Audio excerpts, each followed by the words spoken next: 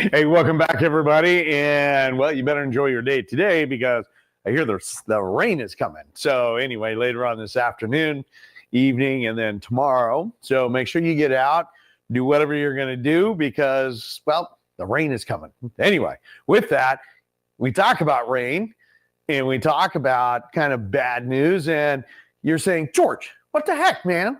The Fed dropped rate. Mortgage rates actually kind of went up. They kind of bobbled a little bit. What the heck? I thought that the two were like conjoined. They were together. The Fed drops rate, mortgage rate should drop. Nay, nay. Let's go over that.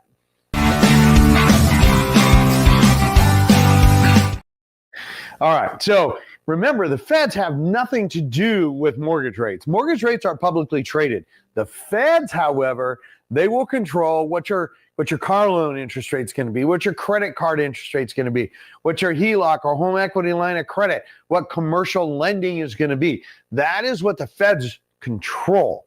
Now, the Feds can affect mortgage rates, and in this circumstance, well, they actually, like last year, went up. I know. Not exciting at all. But here's the good news. The good news is that even though they bobbled for a little bit, and up, down, up, they actually have been on kind of a downward trend. All right. Now I agree with that because here's the funny thing. Last year, whoop, it went way up. So as we take a look at kind of what the metrics are, what we're seeing when we talk about mortgage rates going a little bit higher, okay?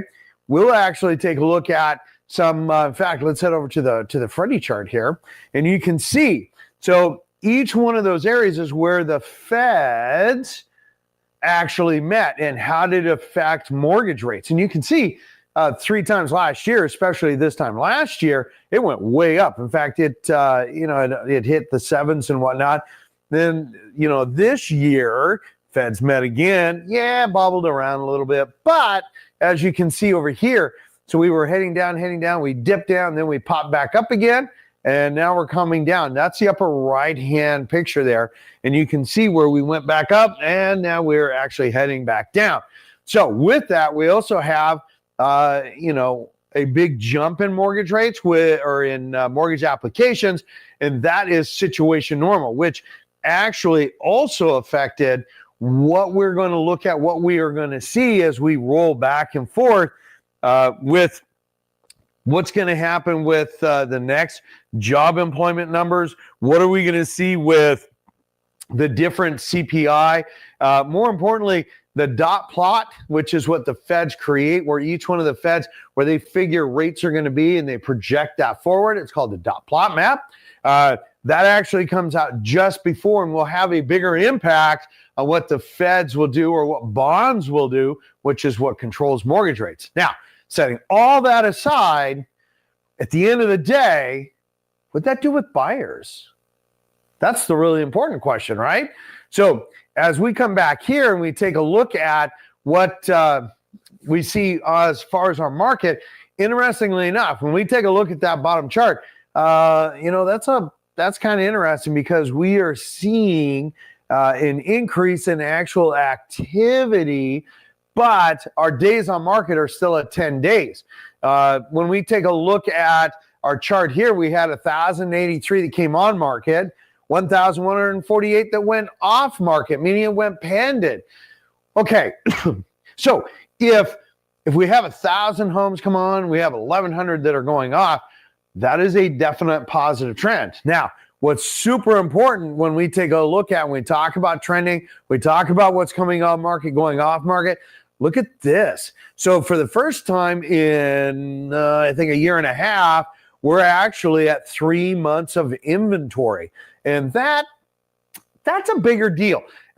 3 or 4 to 6 months is considered a balanced market. Really, 2.5, 3 months, I think, is more of a balanced market. That's what it's been over the last 10 years. So as we are going through and we evaluate this each week, yes, we're seeing that inventory level increase. We're starting to see inventory levels start to get back to the norm. That's not necessarily a bad thing, but we do want to make sure that we don't get too aggressive there, because as we start rolling into, and again, if you want good information here, as we start rolling into our numbers, that's at the end of the day. If we blow those up, look, we're still almost 2% more pended sales today. That's the top chart there. And of course, that is that's based off of this right there, right? Okay. So we're still about 2% above. And in fact, for the month of September, these are up to the 19th. Look, you can tell we're almost 7% more on solds, which those are what happened in August, right? So we're looking at closings 30 days out. So we're always having a 30-day lag. So we're always looking in the rearview mirror. These are what closed or went under contract towards the end of August, which we did see that increase. Why? Because mortgage rates are coming down. So a dynamic number to absolutely keep in mind is the fact that our actives and our pendant, those are very dynamic numbers. Sure, new on market that's just a metric that we monitor, but we can tell that we're almost 16% as far as actual pendants year over year for the same month of September. That's a really good number. It's not a massive number, but it's still a really good number, and we're still trending in a positive direction. And how do we know that? Well, it's simple enough. Hey, when we take a look at the actual sales price, for the month of September, we're almost 3% higher, even though our our list price is down almost 1%, but we're still 1.1% higher average sales price than we were this time last year. Okay, so all things considered, we just kind of keep heading in a slightly upward sideways trend.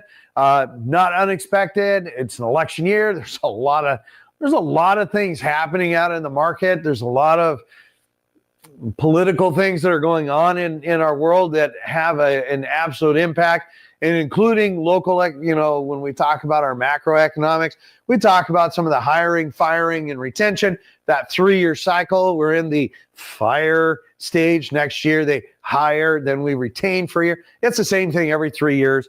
2023, when we started going through this, during that little brief period of time, same thing. It's what I would call a situation normal. There's nothing crazy going on, but just keep that in mind.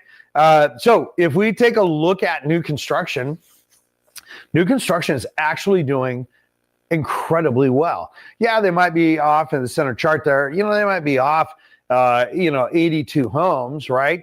But when we take a look at it, their percentage of homes that went pended and sold, those actually improved. Yes, they're still in the negative, but they actually improved. And down below, we can see that, hey, we had about a 71 home improvement as far as pended over this time last year. Again, that is absolutely really good. Why? Well, because we have been seeing consistently the new construction playing catch up, and they're actually doing quite well, and they're catching up. A lot of that is some of the incentives that they offer, and we can see that right here. List prices continue to head in an upward trend, about 4%. But look at that, our sold prices are up 19.9% so far for the month of September.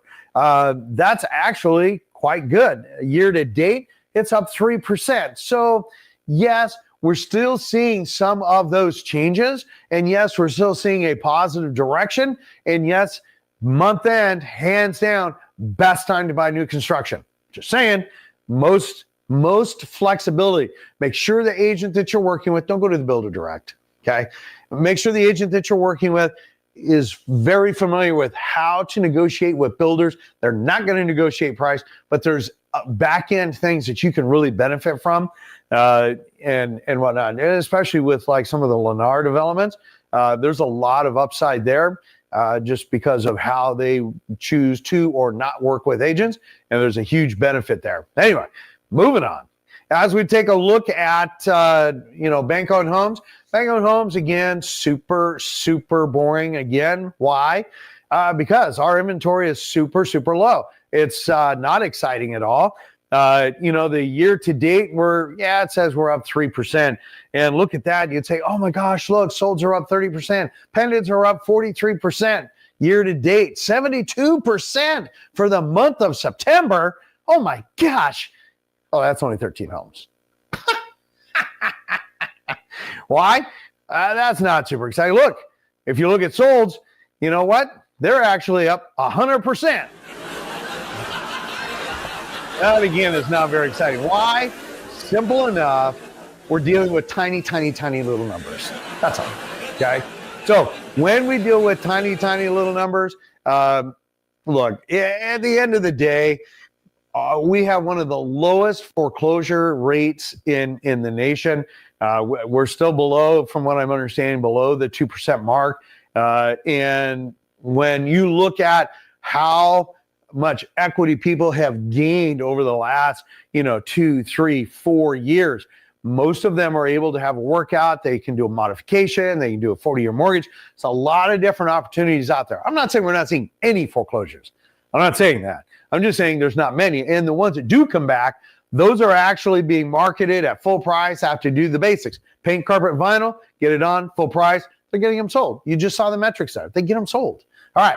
If you have any questions, put them down below. Tell us what you think. And smash that subscribe button. Let me know that you like what you hear.